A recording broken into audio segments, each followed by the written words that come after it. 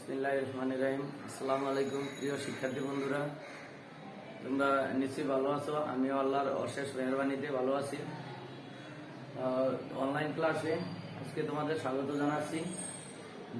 নবম দশম শ্রেণীর রসায়ন বিজ্ঞান লাসাতেলীয়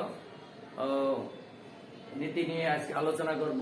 তো আমি লাসাতেলীয় নীতি এখানে লিখে নিয়েছি। নীতিটা আমি একবার তোমাদের পড়ে শোনাই। লাসাতেলীয় নীতি হচ্ছে কি, কোনো রাসায়নিক বিক্রিয়া সাম্যাবস্থায় থাকাকালীন সময়ে যে কোনো একটা নিয়ামকগুলো হচ্ছে তাপ, চাপ এবং ঘনমাত্রা, এগুলো যে কোনো একটা পরিবর্তন করলে সাম্যাবস্থা এমন ভাবে পরিবর্তন হবে যেন নিয়ামক যে পরিবর্তন করলাম এই পরিবর্তনের ফলাফলকে প্রশমিত করবে। ফলাফলকে প্রশমিত করবে বলতে কি বোঝায়? অর্থাৎ আমরা যে কোনো একটা নিয়ামক যে চেঞ্জ করলাম, এই চেঞ্জ করার কারণে তার ভিতর একটা নির্দিষ্ট পরিবর্তন দেখা যাবে। এবং এই পরিবর্তনটার কারণে এই পরিবর্তনটা একমাত্র ওই বিশেষ কোনো নিয়ামকটা চেঞ্জ করার কারণেই হবে, অন্য কোনো ক্ষেত্রে হবে না।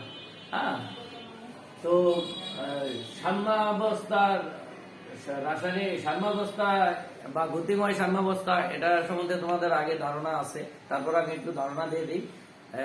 কোন রাসায়নিক বিক্রিয়া যদি সম্মুখ বিক্রিয়া আর পশ্চাৎমুখী বিক্রিয়ার গতিবেগ সমান থাকে তাহলে এই অবস্থাকে রাসায়নিক সাম্যাবস্থা বা গতিময় সাম্যাবস্থা বলে। তো শিক্ষার্থী বন্ধুরা, আমরা এই নিয়ামকগুলো তাপমাত্রা বা তাপ, চাপ এবং ঘনমাত্রা, এই তিনটা পরিবর্তন করলে সাম্যাবস্থা চেঞ্জ হয়। তো সেই চেঞ্জগুলো নিয়ে আমরা এখন আলোচনা করব। এখানে তাপের প্রভাব, এখানে আমি একটা পয়েন্ট লিখে নিয়েছি। তাপ বৃদ্ধি করলে তাপোৎপাদী বিক্রিয়ার গতি কমে এবং তাপহারী বিক্রিয়ার গতি বাড়ে। এটা আমাদের একটু জানা থাকলে আমাদের যে কোনো বিক্রিয়াটা ব্যাখ্যা করতে আমাদের জন্য একটু সুবিধা হবে। তো ঠিক এর বিপরীত ঘটনাও ঘটে। এখন পুরাটা লেখলে দেখা যায় যে পুরাটা মনে রাখলে এলোমেলো হয়ে যাওয়ার চান্স আছে। আমি একটা লিখলাম, যেমন তাপ বৃদ্ধিতে তাপোৎপাদী বিক্রিয়ার গতি কমে। এখন তাপ হ্রাস করলে কি ঘটে? তাপ হ্রাস করলে তার গতিবেগ বাড়বে। আবার এখানে তাপহারী বিক্রিয়ার গতিবেগ ওই সময় কমে যাবে। কিন্তু আমি একটা লেখছি কারণ একটা মনে রাখলেই অপরটা কি তার বিপরীত, এই জন্য একটা লেখছি। একটা মনে রাখলে অপরটা এভাবেই মনে থাকে। তো এখানে তাপ বৃদ্ধি করলে তাপোৎপাদী বিক্রিয়ার গতি কমে আর তাপহারী বিক্রিয়ার গতি বাড়ে। শিক্ষার্থী বন্ধুরা, এখানে দেখো আমি একটা বিক্রিয়া লিখছি, এটা তাপোৎপাদী বিক্রিয়া। এখন নাইট্রোজেন হাইড্রোজেন মিলে অ্যামোনিয়া উৎপাদন হয়, এটা একটা তাপোৎপাদী বিক্রিয়া। এখন এই তাপোৎপাদী বিক্রিয়ায় তাপ উৎপাদন হয়। তো এখানে তো বিক্রিয়া দুইটা, একটা নাইট্রোজেন হাইড্রোজেন মিলে অ্যামোনিয়া তৈরি হয়, আবার অ্যামোনিয়া থেকেও কি নাইট্রোজেন হাইড্রোজেন তৈরি হয়। তো এখানে তো দুইটা বিক্রিয়া, কোনটা তাপোৎপাদী কোনটা তাপহারী। এখানে ডেল্টা এস এর মান দিয়ে যে বিক্রিয়াটা নির্দেশ করে এটা সবসময় সম্মুখ বিক্রিয়াটা নির্দেশ করে। আর এটা সম্মুখ বিক্রিয়া বলতে নাইট্রোজেন হাইড্রোজেন মিলে অ্যামোনিয়া উৎপাদনটা নির্দেশ করে। তো নাইট্রোজেন হাইড্রোজেন থেকে যদি অ্যামোনিয়া উৎপাদন হয় এটা তাপোৎপাদী বিক্রিয়া, যার জন্য এটাই ডেল্টা এস এর মান নির্দেশ করছে। অর্থাৎ ডেল্টা এস এর মান যে ঋণাত্মক তাপোৎপাদী বিক্রিয়া, এটা সম্মুখ বিক্রিয়াটাকে নির্দেশ করছে। তাহলে অবশ্যই আমরা বুঝবো যে পশ্চাৎ বিক্রিয়াটা তাপহারী। সম্মুখ বিক্রিয়া তাপোৎপাদী, পশ্চাৎ বিক্রিয়া তাপহারী, এটা আমাদের আগে আইডেন্টিফাই করতে হবে। এখানে যদি আমরা তাপমাত্রা বৃদ্ধি করি এই বিক্রিয়ার ক্ষেত্রে, প্রথম বিক্রিয়াটার ক্ষেত্রে, তাহলে কি ঘটনা ঘটবে? এখানে নাইট্রোজেন হাইড্রোজেন থেকে অ্যামোনিয়া উৎপাদন হ্রাস পাবে। আমরা তো বলছি তাপ উৎপাদী বিক্রিয়ার গতিবেগ কমে যদি তাপ বৃদ্ধি করি। তো এখানে এটা তো তাপ উৎপাদী, এটা তাপহারী। তো এখন আমরা তাপ বাড়াইলাম, তাপ বাড়ানোর ফলে নাইট্রোজেন হাইড্রোজেন থেকে অ্যামোনিয়া উৎপাদন কমবে, অ্যামোনিয়া থেকে নাইট্রোজেন হাইড্রোজেন উৎপাদন বাড়বে। এই কথা মতে আমরা এই ব্যাখ্যা এটা এভাবে লিখতে পারি। এখন এটার ক্ষেত্রে কি হয় দেখো, এখানে নাইট্রোজেন অক্সিজেন মিলে নাইট্রোজেন মনোক্সাইড তৈরি হয়। তো নাইট্রোজেন অক্সিজেন মিলে নাইট্রোজেন মনোক্সাইড তৈরি হয়। তো এক্ষেত্রে এগুলো বিক্রিয়ক, এটা উৎপাদ। এখানে দেখো দুইটা বিক্রিয়া, সম্মুখ বিক্রিয়া পশ্চাৎমুখী বিক্রিয়া। এখানে ডেল্টা এস এর মান ধনাত্মক, অর্থাৎ ধনাত্মক কখন হয়? তাপহারী বিক্রিয়ার ক্ষেত্রে। তো এখানে সম্মুখ বিক্রিয়াটা তাপহারী, পশ্চাৎমুখী বিক্রিয়াটা আবার কিন্তু তাপ উৎপাদী। এখানে নাইট্রোজেন আর অক্সিজেন মিলে নাইট্রোজেন মনোক্সাইড যে তৈরি হবে, এই ক্ষেত্রে এটা তাপহারী বিক্রিয়া। এক্ষেত্রে যদি আমরা তাপ বৃদ্ধি করি তাহলে তাপহারী বিক্রিয়ার গতিবেগ বাড়বে, আর তাপ হ্রাস করলে ওটার গতিবেগ কমবে। আচ্ছা, তো আমরা যে বৃদ্ধির কথাই যদি বলি তাহলে সম্মুখ বিক্রিয়ার গতিবেগ বৃদ্ধি পাবে, পশ্চাৎমুখী বিক্রিয়ার গতিবেগ হ্রাস পাবে। হ্যাঁ, এবং আমরা বিক্রিয়ক গুলো নাম ধরেও বলতে পারি। নাইট্রোজেন অক্সিজেন মিলে নাইট্রোজেন মনোক্সাইড উৎপাদন বাড়বে তাপ বৃদ্ধির ফলে, আর নাইট্রোজেন মনোক্সাইড থেকে নাইট্রোজেন অক্সিজেন উৎপাদন কমবে। আর যদি আমরা এক্ষেত্রে তাপ হ্রাস করি তাহলে কি ঘটনা ঘটবে? উল্টা ঘটনা ঘটবে। এখানে তাপহারী বিক্রিয়ার গতিবেগ আরো হ্রাস পাবে, আর এদিকে যেহেতু তাপ উৎপাদী এটা বৃদ্ধি পেয়ে যাবে। তো শিক্ষার্থী বন্ধুরা, তোমরা এই কথা মনে রাখবা, তাপ বৃদ্ধি করলে তাপোৎপাদী বিক্রিয়ার ক্ষেত্রে গতিবেগ হ্রাস পাবে এবং তাপহারী বিক্রিয়ার ক্ষেত্রে গতিবেগ বাড়বে। আর তাপ যদি আমরা হ্রাস করি তাহলে কি তার বিপরীত ঘটনা ঘটবে। এটা খেয়াল রাখলেই তোমাদের ব্যাখ্যা দিতে সহজ হবে। যে কোনো বিক্রিয়ার ক্ষেত্রে একই ধরনের ব্যাখ্যা প্রযোজ্য। তো এখানে যেটা মনে রাখার বিষয় যে দুইটা বিক্রিয়া কোনটা তাপোৎপাদী কোনটা তাপহারী সেটা আইডেন্টিফাই করতে হবে। এখানে ডেল্টা এস এর মান যেটা দেওয়া থাকবে সেটা সম্মুখ বিক্রিয়ার ক্ষেত্রে দেওয়া থাকবে। সেটা আমরা এখানে ডেল্টা এস এর মান যদি ঋণাত্মক হয় সেটা তাপোৎপাদী, অর্থাৎ সম্মুখ বিক্রিয়াটা তাপোৎপাদী, পশ্চাৎমুখী বিক্রিয়াটা তাপহারী। হ্যাঁ, এটা আইডেন্টিফাই করলেই আমরা এই ধারণা থেকে আমরা লিখতে পারবো যে কোনটার গতিবেগ কমবে কোনটার বাড়বে। আর পরেরটা আছে এখানে ডেল্টা এস এর মান ধনাত্মক, মানে তাপহারী। কোনটা তাপহারী? সম্মুখ বিক্রিয়াটা তাপহারী আর পশ্চাৎমুখী বিক্রিয়াটা তাপোৎপাদী। তো শিক্ষার্থী বন্ধুরা, আশা করছি তোমরা তাপের প্রভাবটা বুঝতে পারছো। এখন আমরা চাপের প্রভাব দেখব।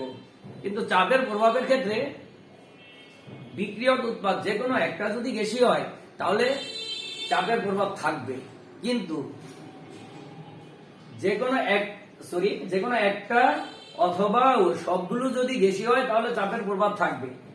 কিন্তু অনেক ক্ষেত্রে সব গ্যাসীয় হইলে যদি মোলার আয়তন সমান থাকে, যেমন এই পাশে আমি একটা বিক্রিয়া দিছি হাইড্রোজেনের, এখানে মোলার আয়তন 1, এখানে আয়োডিনের 1, হ্যাঁ আয়োডিনের 1, তো এখানে আয়তন মোট আয়তন বিক্রিয়কের 2, উৎপাদের আয়তনও 2। যদি আয়তন সমান হয়ে যায় তাহলে এই ক্ষেত্রে চাপের কোনো প্রভাব থাকবে না। হ্যাঁ, এই ক্ষেত্রে আয়তন 1, এখানে 2 আর এই পাশে আছে 2। তো উভয় পাশে মোলার আয়তন যদি সমান হয়ে যায় বা অণুর সংখ্যা সমান হয়ে যায় সেই ক্ষেত্রে কি চাপের কোনো প্রভাব থাকবে না। গ্যাসীয় হওয়া সত্ত্বেও চাপের কোনো প্রভাব থাকবে না। এখানে কিন্তু সবগুলোই গ্যাসীয়, তাও চাপের প্রভাব থাকবে না। কেন থাকবে না? এখানে মোলার আয়তন দুই পাশেই সমান, মোলার আয়তন কম বেশি হতে হবে। হ্যাঁ, তো এখানে দেখো নাইট্রোজেন, আর এখানে আমি একই বিক্রিয়া লিখছি, কিন্তু এখানে যেহেতু গ্যাসীয় পদার্থ হইলে চাপের প্রভাব থাকবে, হ্যাঁ, যে কোনো একটা বিক্রিয়ক বা উৎপাদ, অন্য ক্ষেত্রে থাকবে না। এই জন্য কিন্তু আমরা এর ভৌত অবস্থাটা দেখিয়ে দিয়েছি। এখানে গ্যাস, এখানে গ্যাস, এখানে গ্যাস লিখে দিছি। তাহলে আমরা বুঝতে পারবো যে গ্যাসীয় ভৌত অবস্থাটা লিখলে সহজে যে কেউ বুঝবে যে এটা কি গ্যাসীয় পদার্থ না কঠিন পদার্থ, লিখে দিলে ভালো হয়।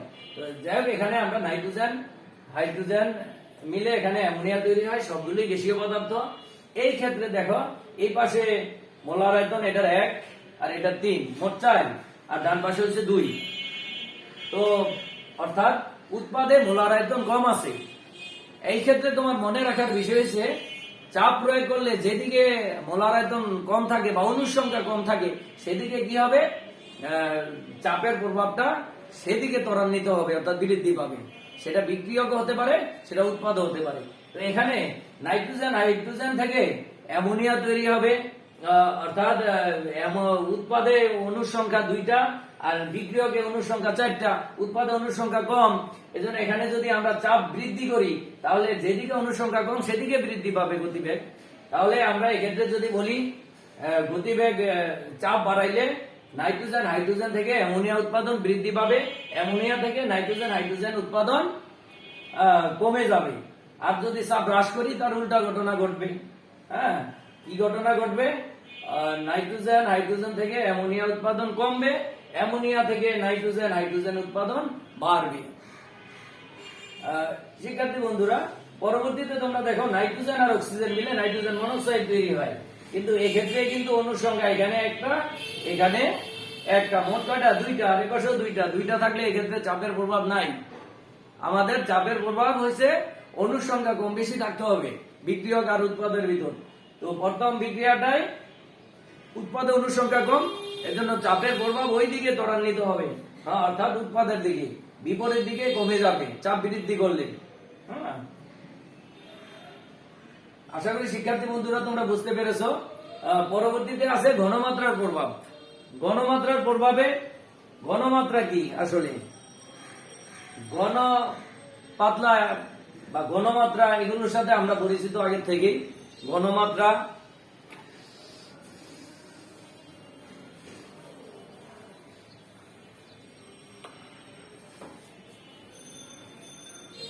ঘনমাত্রার ক্ষেত্রে আমি এখানে একটা বিক্রিয়া লিখে রেখেছি, দেখো। ঘনমাত্রার বা ঘনত্বের সাথেও তোমরা একটু কম্পেয়ার করতে পারো। ঘনত্ব কি, একক আয়তনের বর্গে ঘনত্ব বলে, অর্থাৎ দ্রাবকের ভিতর দ্রব্যের পরিমাণ বেশি থাকলে আমরা বলি কি এটার ঘনমাত্রা বেশি, আর দ্রব্যের পরিমাণ কম থাকলে সেটার বলি কি ঘনত্ব কম। অর্থাৎ একক আয়তনের বর্গে ওই পদার্থের ঘনত্ব বলে, কোন পদার্থের একক আয়তনের বর্গে তার ঘনত্ব বলে। তো ঘনত্ব, যার ঘনত্ব বেশি ওটার ঘনমাত্রা বেশি। দ্রাবকের চাইতে কোন পদার্থ বেশি মানে তার ঘনত্বটা বেশি হইলে তার ঘনমাত্রা বেশি, আর যদি সেটা কম হয় দ্রাবকের চাইতে দ্রব্যটা, তাহলে তার ঘনমাত্রা কম আমরা হিসাব করি। তো এখানে ঘনমাত্রা দেখা যায় যে বিক্রিয়া, যে কোনো রাসায়নিক বিক্রিয়া শুরু হইলে বিক্রিয়ক বেশি থাকে, উৎপাদ তো থাকেই না বর্তমানে। তো বিক্রিয়ক থেকে উৎপাদ তৈরি হইলো, বিক্রিয়ক থেকে যে উৎপাদ তৈরি হইলো, এখানে বিক্রিয়ক গুলোর ঘনমাত্রা বর্তমান বেশি থাকে। তো তোমরা এর আগে আরেকটা ব্যাপার জানা, যে কোনো বিক্রিয়া সংগঠিত হওয়ার পূর্ব শর্ত হয়েছে কি বিক্রিয়াগুলো কাছাকাছি যেতে হবে। কাছাকাছি না হইলে, যেমন দুইটা পাত্রে যদি আমরা বিক্রিয়া সংগঠিত করার চেষ্টা করি, তাহলে যে কোনো বিক্রিয়া সংগঠিত হবে না। কিন্তু এক্ষেত্রে একত্র দিলাম, বিক্রিয়া হইল, কিন্তু এরা তাপমাত্রা দিলে অনেক ক্ষেত্রে আমরা জানি যে বিক্রিয়ার গতিবেগ বাড়ে, বেশিরভাগ ক্ষেত্রে, আবার অনেক ক্ষেত্রে কমে। কিন্তু এই যে তাপমাত্রা বাড়াইলে যে বাড়ে কমে, এটা কারণটা কি আসলে? কারণ হয়েছে বিক্রিয়াগুলোর ভিতর বেশি বেশি ধাক্কা লাগলে বিক্রিয়ার গতিবেগ বাড়ে। এখন যদি ঘনমাত্রা বেশি থাকে তাহলে তারা কাছাকাছি থাকে, তারা কাছাকাছি থাকলে ওই ক্ষেত্রে কি তাদের ভিতর ধাক্কাটা বেশি থাকে, বিক্রিয়াটা দ্রুত সংঘটিত হয়। আবার তাপমাত্রা বাড়াইলেও কি অণুগুলোর কম্পন বাড়ে, সেক্ষেত্রে কি তাদের ভিতর ধাক্কা বাড়ে, আর যত ধাক্কা বাড়বে তাদের ভিতর কি বিক্রিয়ার গতি তত বৃদ্ধি পাবে। তো এখানে আমরা ঘনমাত্রা নিয়ে আলোচনা করতেছি। ঘনমাত্রা যদি বেশি থাকে তাহলে সেই ক্ষেত্রে ওই পদার্থের গুলো তারা কাছাকাছি থাকবে।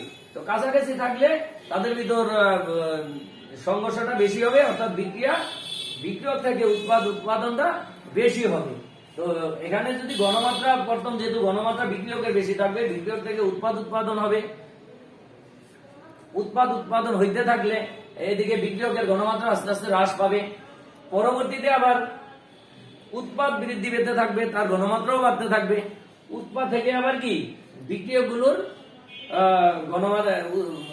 বিক্রিয়কগুলোর উৎপাদনও আস্তে আস্তে বাড়তে থাকবে। অর্থাৎ প্রথম বিক্রিয়ক থেকে উৎপাদনের গতিবেগ বেশি থাকবে, যেহেতু বিক্রিয়কের ঘনমাত্রা প্রথম বেশি। পরবর্তীতে কি উৎপাদ থেকে আবার কি বিক্রিয়ক উৎপাদন বৃদ্ধি পাবে, কারণ যেহেতু এটা থেকে বিক্রিয়ক থেকে উৎপাদন হওয়ার সাথে সাথে তার ঘনমাত্রা কমবে আর উৎপাদের ঘনমাত্রা বাড়বে। তো এটা ঘনমাত্রা বাড়লে সে আবার এইদিকে উৎপাদন আবার বাড়ায় দিব, অর্থাৎ এইদিকে বিপরীতমুখী অর্থাৎ পশ্চাৎমুখী বিক্রিয়ার গতিবেগ বৃদ্ধি পাবে আস্তে আস্তে। তো প্রিয় শিক্ষার্থী বন্ধুরা, আশা করি তোমরা বুঝেছো। বাসায় বই দেখে আরো প্র্যাকটিস করবা, আরো বিকল্প এই মূল কথাগুলো মনে রাখলে তুমি বিকল্প বিক্রিয়ার ক্ষেত্রে একই ব্যাখ্যা প্রযোজ্য, সেক্ষেত্রে তুমি ব্যাখ্যা দিতে পারবা। তো আজকে এ পর্যন্তই, পরবর্তী ক্লাসের জন্য অপেক্ষা থাকো। আল্লাহ হাফেজ।